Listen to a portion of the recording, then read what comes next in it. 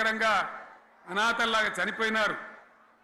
ఆ రకంగా జరుగుతూ ఉంటే ఇక్కడ ఉన్నటువంటి ఆనాడు కాంగ్రెస్లో టీడీపీలో ఉన్నటువంటి నాయకులు పదవుల కోసం పెదవులు మూసిండ్రు తప్ప ఏనాడు నోరు తీసి కొట్టాడలేదు.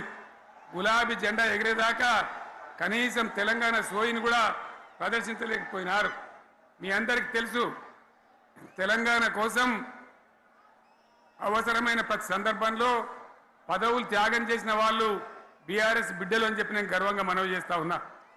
కానీ పదవుల కోసం తెలంగాణను ఆగం చేసిన వాళ్ళు ఆనాడు ఉన్నటువంటి కాంగ్రెస్ నాయకులు అని చెప్పి కూడా నేను మనవి చేస్తా ఉన్నా.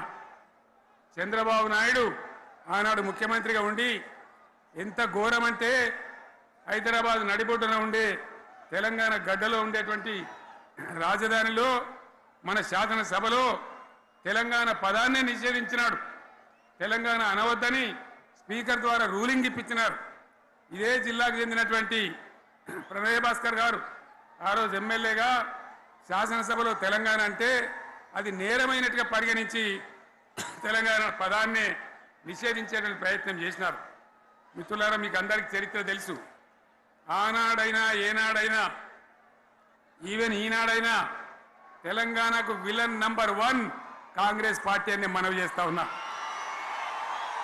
మనందరికీ కూడా తెలుసు ఆ విషయం.